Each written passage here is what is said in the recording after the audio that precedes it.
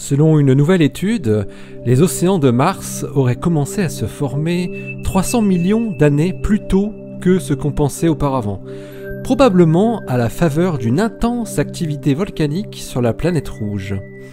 Et ils auraient également été beaucoup moins profonds que ce que l'on imaginait. Ça se passe là-haut, par Eric Simon. Mars aurait abrité non pas un, mais deux océans, l'océan Arabia et l'océan Deutéronilus. Arabia se serait formé il y a 4 milliards d'années et Deutéronilus, plus petit, il y a 3,6 milliards d'années. L'équipe de géophysiciens de l'université de Berkeley, menée par Robert Citron, qui publie ses travaux cette semaine dans Nature, arrive à la conclusion que l'apparition de ces océans est probablement liée à l'intense activité volcanique de la région de Tharsis à la même époque. Tharsis n'est pas un simple petit volcan, il s'agit du plus grand système volcanique de tout le système solaire. Les chercheurs font le lien entre réchauffement climatique induit par les émissions volcaniques de Tharsis et la liquéfaction de l'eau à la surface de Mars. Certains spécialistes pensent que Mars n'aurait jamais pu posséder un ou plusieurs océans, car les estimations des quantités d'eau potentiellement rémanentes dans le sous-sol martien aujourd'hui et les quantités qui auraient dû s'évaporer vers l'espace ne colleraient pas. Le modèle de Robert Citron et ses collègues propose que les océans martiens se seraient formés juste avant ou pendant la période hypervolcanique où s'est formé Tharsis, il y a 3,7 milliards d'années.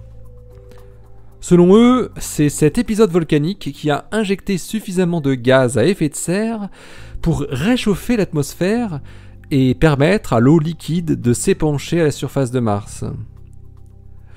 Les éruptions successives auraient pu également produire des canaux permettant à de l'eau souterraine de se retrouver en surface et remplir les plaines boréales de Mars.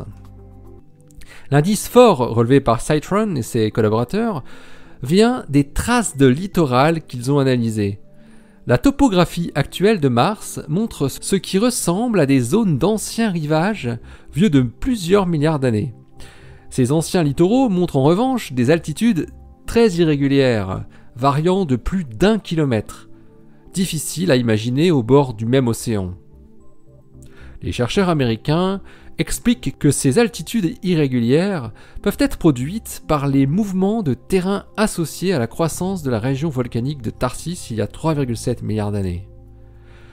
Mais ce n'est possible que si l'océan Arabia a commencé à se former avant Tharsis et s'il existait encore durant les premiers 20% de croissance de Tharsis.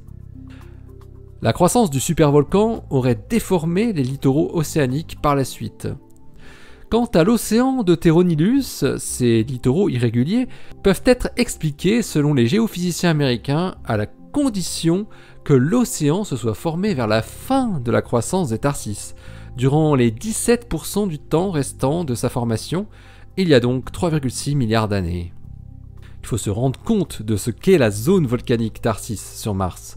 C'est son principal relief. Ce n'est pas un seul volcan, mais toute une vaste région volcanique s'étirant sur près de 5000 km. Il produit une sorte de gros bulbe d'un côté de la planète rouge et une dépression de l'autre côté. C'est ainsi que la topographie martienne d'il y a 4 milliards d'années était très différente de ce qu'elle est aujourd'hui. Les calculs pour évaluer la quantité d'eau à partir de la topographie actuelle s'avèrent ainsi erronés d'un facteur 2 d'après Citron et ses collègues. La quantité d'eau à l'époque devait être 2 fois plus faible que ce qui était estimé jusqu'à aujourd'hui à partir de la topographie actuelle. Les océans martiens auraient donc été aussi étendus que ce qu'on pensait, mais 2 fois moins profonds. Les planétologues et les géologues vont maintenant chercher à corroborer cette analyse en cherchant à dater plus précisément le complexe Tharsis. Du travail en perspective pour les futurs robots, à commencer par la prochaine mission américaine InSight qui doit décoller dans 45 jours pour aller faire de la sismologie sur le sol rouge. Allez, d'ici la prochaine, portez-vous bien, restez bien les yeux vers le ciel et les pieds sur terre. Salut!